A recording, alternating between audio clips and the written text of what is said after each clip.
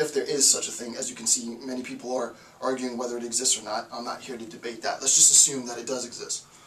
The first thing that we recognize is that post-structuralism arguably begins with the Algerian War, with the completion of the Algerian War for Independence, which I should have put here somewhere, but I think it's 62, right, in 1962. So that marks that process. Also, what we recognize is at this moment, right, in 62, we have the, and actually I can tell you here, Deleuze's, what year is that, 15?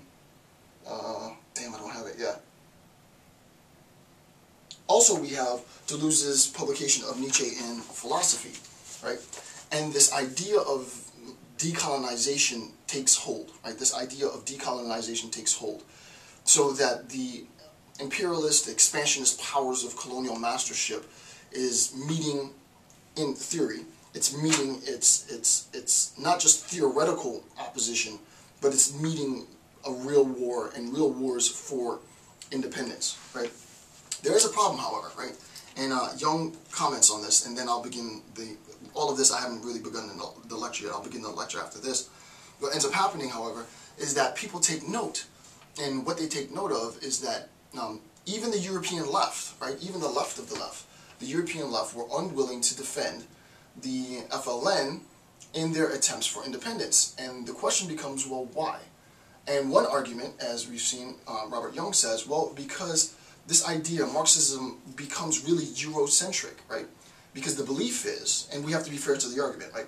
The belief is Marxism only addresses the concerns of the working class, because it is the working class, under this interpretation of Marxism, it is the working class that is the most subordinated of the proletariat groups, right?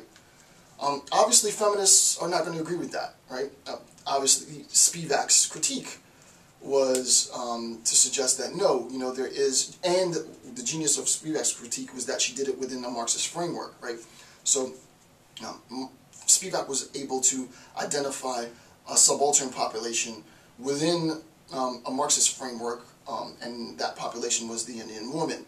Fanon and others, a lot of black theorists are able, which I'll do later, were able to identify a race-based framework in which minorities, blacks, and specific groups of blacks were disenfranchised and subaltern, which is less so the case now.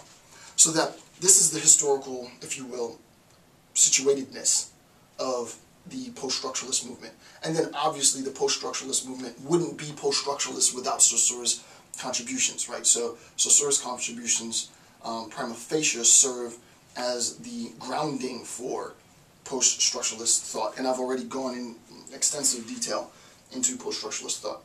So the first thing then are some of the general characteristics of post-structuralist thought, and then I'll sort of progress through, you know, discursively at first, and then once we get closer to the end of this lecture, the lecture will be far more sort of systematic in the analysis of post-structuralist thought. Partly because when I was looking through YouTube, I never saw any sort of rigorous analysis. There was a lot of creative stuff on post-structuralism, but there wasn't anything definitive, rigorous to allow you, the viewer, to have access to understand what this is about, right? So page 13, what we recognize. The first thing is typically dated between 1962 and 1984, right? So that it's dated, post-structuralist movement is dated during that time. The next is that it denies the ideas, denied that ideas are the source of language, right? This is important, right? There's a denial that ideas are the source of language. Right. Well, the post-structuralists deny that ideas are the source of language. We'll get back to this idea, this conception momentarily, right? So there's a denial, just generally speaking, and I've compiled this list myself, within post-structuralist thought, if there is such a thing, that ideas are the source of language. And we'll see the significance that this plays in our understanding of post-structuralist relationship to Saussure's semiotics. But I'll defer that. Next, rather, and this is a quote, right, from Belsey, rather, quote, ideas are the effects of the meaning we learn and reproduce, right?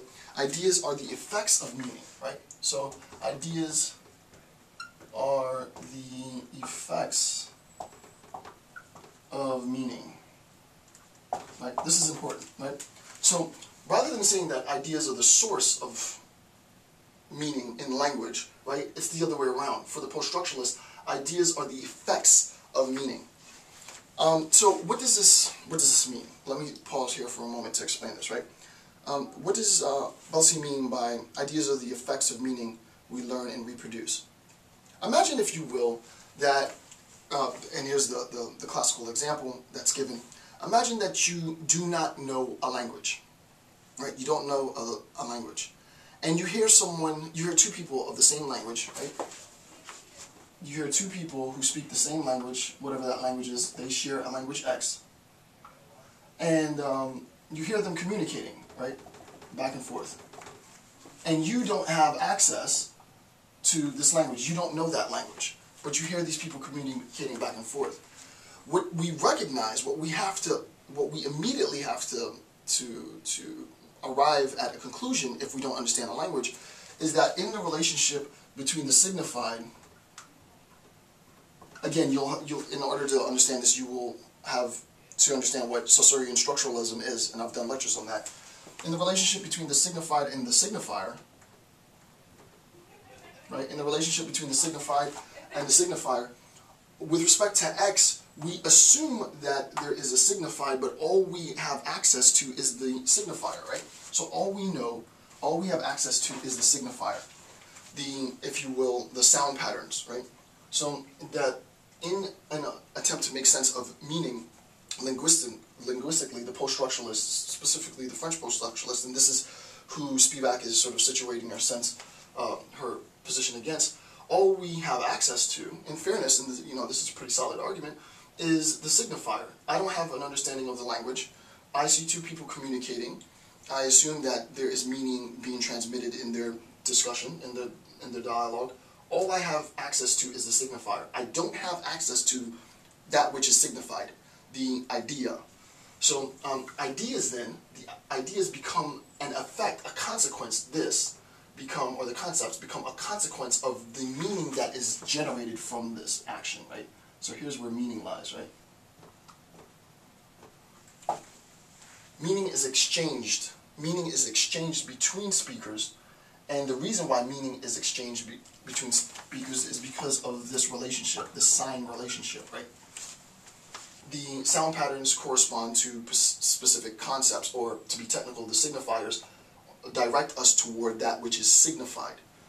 If I am not a speaker of the language, all I have access to is the signifier. I don't have access to the signified. Thus, for the post-structuralist, ideas are the effects of meaning, right? That's what's meant in that line. So that's important. The next point is to recognize that meaning is differential, right? Not referential. And I'll give you the example that Belsey gives us, and she gives us the idea of that which is modern. Right? So if we were to talk about modern, the concept of modern, something being modern, M-O-T-E-R-N. If we were to talk about the concept of modern, and I was to ask what modern is, I like what she did in the section. She says, well, if we think about modern clothing, well, modern clothing might refer to clothing within the last year or two. And if we talk about, well, what is modern furniture, that might refer to the last maybe 200 years. If we were to talk about modern language, that might refer to the last millennia or so. And if we were to talk about modern man, well, that's a couple 100,000 years.